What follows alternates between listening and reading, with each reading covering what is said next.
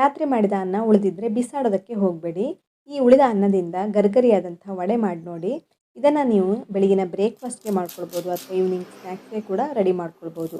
ಹೊರಗಡೆಯಿಂದ ಕ್ರಿಸ್ಪಿಯಾಗಿರುತ್ತೆ, ಒಳಗಡೆಯಿಂದ ಸಾಫ್ಟ್ ಆಗಿರುತ್ತೆ. ಬೇಳೆ ನೆನೆಸ್ಬೇಕಾಗಿಲ್ಲ, ದಿಢೀರಾಗಿ ಇದನ್ನು ಮಾಡ್ಕೊಳ್ಬೋದು. ಮನೆಯಲ್ಲಿರುವಂಥ ಕೆಲವೊಂದು ಸಾಮಗ್ರಿಯಲ್ಲಿ ಕೇವಲ 10 ನಿಮಿಷದಲ್ಲಿ ಈ ಕರಮ್ ಕುರುಮಡೆಯನ್ನು ಮಾಡ್ಕೊಳ್ಬೋದು.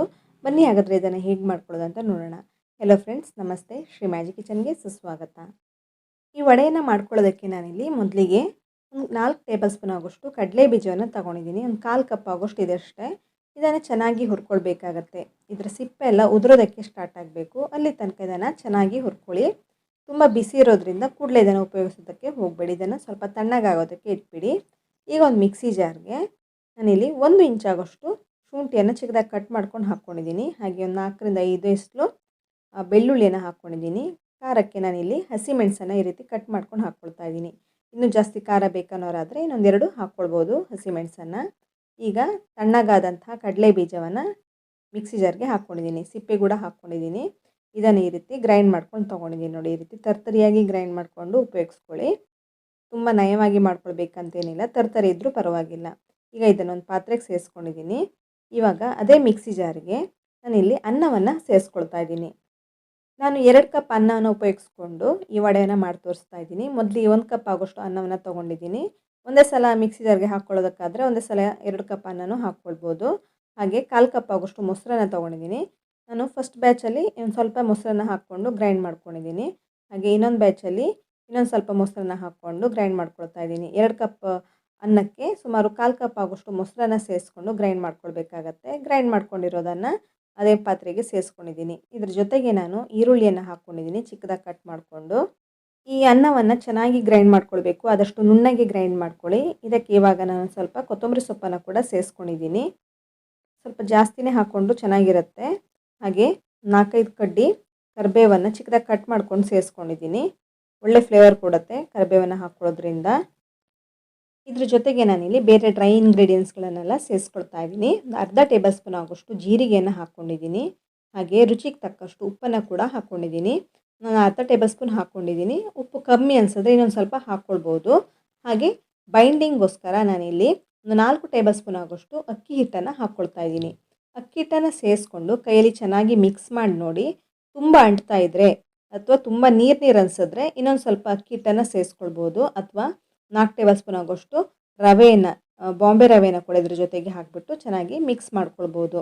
ನೀವು ಮುಟ್ಟು ನೋಡಿದ್ರೆ ಗೊತ್ತಾಗುತ್ತೆ. ತುಂಬ ಕೈಗೆಲ್ಲ ಅಂಟ್ತಾ ಇದ್ದರೆ ಹಾಕ್ಕೊಳ್ಬೋದು, ಇಲ್ಲ ಅಂದರೆ ಬೇಕಾಗಿಲ್ಲ. ನೀವು ಅನ್ನವನ್ನು ಗ್ರೈಂಡ್ ಮಾಡ್ಕೊಳ್ಳುವಾಗ ಮೊಸರನ್ನ ಜಾಸ್ತಿ ಹಾಕ್ಕೊಂಡಿದ್ರೆ ತುಂಬ ಅಂಟುತ್ತೆ ಅನ್ನ. ಅಥವಾ ಅನ್ನದಲ್ಲೇ ಸ್ವಲ್ಪ ನೀರಿನಂಶ ಜಾಸ್ತಿ ಇದ್ದರೆ ನೀವು ಮೊಸರು ಹಾಕ್ಕೊಂಡಿರೋದು ಜಾಸ್ತಿ ಆದರೂ ಕೈಗೆಲ್ಲ ಅಂಟುತ್ತೆ.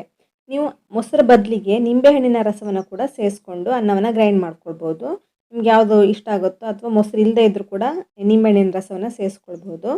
ನಾನಿಲ್ಲಿ ಸ್ವಲ್ಪ ಅಂಟ್ತಾ ಇತ್ತು, ಹಾಗಾಗಿ ಒಂದು 4 ಟೇಬಲ್ ಸ್ಪೂನ್ ಆಗೋಷ್ಟು ರವೆಯನ್ನು ಕೂಡ ಹಾಕ್ಕೊಂಡಿದ್ದೀನಿ.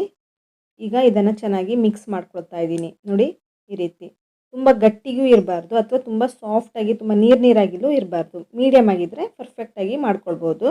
ಮುಟ್ಟು ನೋಡಿದ್ರೆ ಗೊತ್ತಾಗುತ್ತೆ ನಿಮಗೆ. ನೋಡಿ, ಈ ರೀತಿ ನೋಡಿ, ಈ ಹದದಲ್ಲಿ ಇರಬೇಕಾಗತ್ತೆ. ಕೈಗಂಟುತ್ತಾ ಇಲ್ಲ, ಪರ್ಫೆಕ್ಟಾಗಿ ಇದೀಗ ರೆಡಿಯಾಗಿದೆ. ಈಗ ಇದನ್ನು ನಾನು ಉಂಡೆಗಳನ್ನಾಗಿ ಮಾಡ್ಕೊಳ್ತಾ ಇದ್ದೀನಿ. ಈ ವಿಡಿಯೋದಲ್ಲಿ ತೋರಿಸ್ತಾ ಇದ್ದೀನಲ್ಲ, ಈ ಹದದಲ್ಲಿ ಉಂಡೆಗಳನ್ನಾಗಿ ಮಾಡ್ಕೊಳ್ಳಿ. ಇವಾಗ ಈ ರೀತಿ ಉಂಡೆ ಮಾಡಿಕೊಂಡು ಸ್ವಲ್ಪ ಅಗಲ ಮಾಡ್ಕೊಳ್ಳಿ. ನೋಡಿ, ಈ ರೀತಿ ವಡೆ ಕೂಡ ಮಾಡ್ಕೊಳ್ಬೋದು. ಈ ರೀತಿ ಅಗಲ ಮಾಡ್ಕೊಂಡು ಕೂಡ ಡೈರೆಕ್ಟಾಗಿಯೇ ಎಣ್ಣೆಗೆ ಹಾಕ್ಕೊಳ್ಬೋದು. ಅಥವಾ ನೀವು ಮೆದು ವಡೆ ರೀತಿ ಮಾಡ್ಕೊಳ್ಳೋದಾದರೆ ಮಿಡ್ಲಲ್ಲಿ ಈ ರೀತಿ ಹೋಲ್ಸ್ ಮಾಡ್ಕೊಳ್ಬೋದು. ಈ ರೀತಿಯೂ ರೆಡಿ ಮಾಡ್ಕೊಳ್ಬೋದು. ನಿಮ್ಗೆ ಯಾವ್ದು ಇಷ್ಟ ಆಗುತ್ತೋ ಆ ರೀತಿ ರೆಡಿ ಮಾಡಿಕೊಂಡು ಎಣ್ಣೆಯಲ್ಲಿ ಕಾಯಿಸ್ಕೊಳ್ಬೇಕಾಗತ್ತೆ. ನಾನು ತಗೊಂಡಂಥ ಒಂದು 2 ಕಪ್ ಅನ್ನದಲ್ಲಿ ಸುಮಾರು 10 ವಡೆಯನ್ನು ಮಾಡ್ಕೊಂಡಿದ್ದೀನಿ. ಇದೇ ರೀತಿ ಎಲ್ಲವನ್ನು ಮಾಡಿ ಪ್ಲೇಟಲ್ಲಿ ಇಟ್ಕೊಂಡಿರಿ. ಮೊದಲಿಗೆ ರೆಡಿ ಮಾಡ್ಕೊಂಡು ಇಟ್ಕೊಂಡ್ರೆ ತುಂಬ ಈಸಿ ಆಗುತ್ತೆ ಎಣ್ಣೆಯಲ್ಲಿ ಕಾಯಿಸ್ಕೊಳ್ಳುವಾಗ. ಅಥವಾ ನೀವು ಒಂದೊಂದಾಗಿಯೇ ಮಾಡ್ಕೊಳ್ತೀರಾದರೂ ಆ ರೀತಿಯೂ ಮಾಡ್ಕೊಳ್ಬೋದು. ಎಣ್ಣೆಯಲ್ಲಿ ಕಾಯಿಸ್ಕೊಳ್ತಾ ಈ ರೀತಿ ವಡೆಗಳನ್ನು ಮಾಡ್ಕೊಳ್ಬೋದು. ನಿಮ್ಗೆ ಯಾವ್ದು ಈಸಿ ಆಗುತ್ತೋ ಆ ರೀತಿ ಮಾಡ್ಕೊಳ್ಳಿ. ನಾನು ಮೊದಲಿಗೆ ಎಲ್ಲವನ್ನು ಮಾಡಿ ಒಂದು ಪ್ಲೇಟಲ್ಲಿ ಇಟ್ಕೊಂಡಿರ್ತೀನಿ. ಹಾಗೆ ಎಣ್ಣೆಯನ್ನು ಕೂಡ ಕಾಯಲಿಕ್ಕೆ ಇಟ್ಕೊಂಡಿದ್ದೀನಿ. ಎಣ್ಣೆ ಚೆನ್ನಾಗಿ ಕಾಯ್ದಿರಬೇಕಾಗತ್ತೆ. ಗ್ಯಾಸ್ ಫ್ಲೇಮನ್ನು ಲೋ ಫ್ಲೇಮಲ್ಲಿ ಇಟ್ಕೊಂಡು ಎಣ್ಣೆಯನ್ನು ಕಾಯಿಸ್ಕೊಳ್ಳಿ.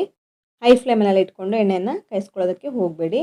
ನಾನು ಇದೀಗ ಎಣ್ಣೆನ ಚೆನ್ನಾಗಿ ಕಾಯಿಸ್ಕೊಂಡಿದ್ದೀನಿ. ಒಂದು ಚಿಕ್ಕ ತುಂಡನ್ನು ಹಾಕಿ ನೋಡಿದ್ರೆ ಗೊತ್ತಾಗುತ್ತೆ. ಇವಾಗ ಒಂದೊಂದಾಗಿ ಹಾಕ್ಕೊಳ್ತಾ ಇದ್ದೀನಿ. ಒಂದು ಸಲ ಎಷ್ಟಾಗುತ್ತೋ ಅಷ್ಟು ಹಾಕ್ಕೊಳ್ಳಿ. ಒಂದ್ಸಲ 3-4 ಆದರೆ 3-4 ಹಾಕ್ಕೊಂಡು ಚೆನ್ನಾಗಿ ಕಾಯೋದಕ್ಕೆ ಬಿಟ್ಬಿಡಿ. ಹಾಕಿದ ಕೂಡಲೇ ಸೌಟಲ್ಲಿ ಮುಟ್ಟೋದಕ್ಕೆ ಹೋಗಬೇಡಿ. ಸ್ವಲ್ಪ ಹೊತ್ತಿನ ನಂತರ ಸ್ವಲ್ಪ ಗಟ್ಟಿಯಾಗುತ್ತೆ. ನಂತರ ಉಲ್ಟಾ ಪಲ್ಟಾ ಹಾಕ್ಕೊಳ್ತಾ 2 ಕಡೆ ಚೆನ್ನಾಗಿ ಕಾಯಿಸ್ಕೊಳ್ಬೇಕಾಗತ್ತೆ. ನೋಡಿದೀಗ ಕಲರ್ ಕೂಡ ಲೈಟಾಗಿ ಚೇಂಜ್ ಆಗ್ತಾ ಇದೆ ಅನ್ನುವಾಗ ಉಲ್ಟಾ ಪಲ್ಟಾ ಹಾಕ್ಕೊಳ್ತಾ ಇದ್ದೀನಿ. 2 ಕಡೆ ಚೆನ್ನಾಗಿ ಬೇಯಬೇಕು. ಹಾಗೆ ನೀವು ಗ್ಯಾಸ್ ಫ್ಲೇಮನ್ನು ಮೀಡಿಯಮ್ ಫ್ಲೇಮಲ್ಲೇ ಇಟ್ಕೊಳ್ಳಿ. ಒಳಗಡೆ ಕೂಡ ಚೆನ್ನಾಗಿ ಬೇಯುತ್ತೆ. ಹೈ ಫ್ಲೇಮಲ್ಲಿ ಇಟ್ಕೊಂಡ್ಬಿಟ್ರೆ ಹೊರಗಡೆ ಕಲರ್ ಬಂದುಬಿಡುತ್ತೆ, ಆದರೆ ಒಳಗಡೆ ಚೆನ್ನಾಗಿ ಬೆಂದಿರಲ್ಲ. ತುಂಬಾ ರುಚಿಯಾಗಿ ಬರುತ್ತೆ. ನೀವು ಪ್ಲೈನಾಗಿ ಕೂಡ ಮಾಡ್ಕೊಳ್ಬೋದು, ಆದರೆ ಈ ರೀತಿ ಈರುಳ್ಳಿ, ಕಡಲೆ ಬೀಜ ಎಲ್ಲ ಹಾಕ್ಕೊಂಡು ಸೇರಿಸ್ಕೊಂಡು ಮಾಡ್ಕೊಳ್ಳೋದ್ರಿಂದ ರುಚಿ ಕೂಡ ತುಂಬ ಚೆನ್ನಾಗಿ ಬರುತ್ತೆ. ನಿಮಗೆ ಸೈಡ್ ಡಿಶ್ ಆಗಿ ಚಟ್ನಿ ಬೇಕಂತಲೂ ಏನಿಲ್ಲ. ಇದನ್ನು ನೀವು ಈವ್ನಿಂಗ್ ಸ್ನ್ಯಾಕ್ಸ್ಗೆ ರೀತಿಯೂ ಮಾಡ್ಕೊಳ್ಬೋದು ಅಥವಾ ಬೆಳಗಿನ ಬ್ರೇಕ್ಫಾಸ್ಟ್ಗೆ ಇದನ್ನು ರೆಡಿ ಮಾಡ್ಕೊಳ್ಬೋದು. ಒಂದ್ಸಲ ಇದನ್ನು ಟ್ರೈ ಮಾಡಿ ನೋಡಿ ಫ್ರೆಂಡ್ಸ್. ನಾನು ಹಲವಾರು ರೀತಿಯ ರೆಸಿಪಿಗಳನ್ನು ನನ್ನ ಚಾನಲಲ್ಲಿ ಶೇರ್ ಮಾಡ್ತಾನೆ ಇರ್ತೀನಿ. ನಿಮಗೆ ಇಷ್ಟ ಆದಲ್ಲಿ ಈ ರೆಸಿಪಿಗಳನ್ನೆಲ್ಲ ಟ್ರೈ ಮಾಡಿ ನೋಡ್ಬೋದು. ನೀವೇನು ನನ್ನ ಚಾನಲ್ಗೆ ಹೊಸಬರಾಗಿದ್ದರೆ ಪ್ಲೀಸ್ ಸಬ್ಸ್ಕ್ರೈಬ್ ಮಾಡ್ಕೊಳ್ಳಿ. ಹಾಗೆ ಪಕ್ಕದಲ್ಲಿರುವಂತಹ ಬೆಲ್ಲೈಕನನ್ನು ಪ್ರೆಸ್ ಮಾಡ್ಕೊಳ್ಳೋದಕ್ಕಂತೂ ಬರೀಲೇಬೇಡಿ. ಎಲ್ಲ ವಡೆಗಳನ್ನು ಮಾಡ್ಕೊಂಡಿದ್ದಾಗಿದೆ. ಎಲ್ಲವನ್ನು ತೆಗೆದೊಂದು ಪ್ಲೇಟಲ್ಲಿ ಇಟ್ಕೊಂಡಿದ್ದೀನಿ. ಇದ್ರ ಟೆಕ್ಸ್ಚರ್ ನೀವು ನೋಡ್ಬೋದು, ಹೊರಗಡೆಯಿಂದ ಕ್ರಿಸ್ಪಿಯಾಗಿರುತ್ತೆ, ಹಾಗೆ ಒಳಗಡೆ ತುಂಬಾ ಸಾಫ್ಟಾಗಿರುತ್ತೆ. ನೋಡಿ ಕಾಣಿಸ್ತಿರ್ಬೋದು, ಹೊರಗಡೆ ತುಂಬಾ ಕ್ರಿಸ್ಪಿಯಾಗಿದೆ, ಹಾಗೆ ಒಳಗಡೆ ಕೂಡ ಹಾಗೆ ತುಂಬಾ ಸಾಫ್ಟಾಗಿರುತ್ತೆ. ಅನ್ನದಿಂದ ಮಾಡಿದ್ದಂತ ಅನಿಸೋದೇ ಇಲ್ಲ. ನಾರ್ಮಲಿ ನೀವು ಬೇಳೆಯಿಂದ ಮಾಡಿದಂಥ ವಡೆ ಅಂತಲೇ ಅನಿಸುತ್ತೆ, ಅಷ್ಟು ರುಚಿಯಾಗಿರುತ್ತೆ ಇದು. ನೋಡಿದ್ರಲ್ಲ ಫ್ರೆಂಡ್ಸ್, ಅನ್ನದಿಂದ ಮಾಡಿದಂತಹ ವಡೆ ರೆಸಿಪಿ. ಈ ರೆಸಿಪಿ ನಿಮಗೆ ಇಷ್ಟ ಆದಲ್ಲಿ ನಿಮ್ಮ ಫ್ರೆಂಡ್ಸ್ ಹಾಗೂ ಫ್ಯಾಮಿಲಿ ಮೆಂಬರ್ಸೊಂದಿಗೆ ಶೇರ್ ಮಾಡಿ, ಲೈಕ್ ಮಾಡಿ, ಹಾಗೆ ರೆಸಿಪಿಯನ್ನು ಟ್ರೈ ಮಾಡಿ ಹೇಗೆ ಬಂತು ಅಂತ ಕಮೆಂಟ್ ಸೆಕ್ಷನಲ್ಲಿ ತಪ್ಪದೆ ಕಮೆಂಟ್ ಮಾಡಿ. ನೀವು ಎಲ್ಲಿಂದ ಕಮೆಂಟ್ ಮಾಡ್ತಾ ಇದ್ದೀರಂತಲೂ ಮೆನ್ಷನ್ ಮಾಡಿ. ಇನ್ನಷ್ಟು ಹೊಸ ರೆಸಿಪಿಗಳೊಂದಿಗೆ ಸಿಗೋಣ. ಧನ್ಯವಾದಗಳು.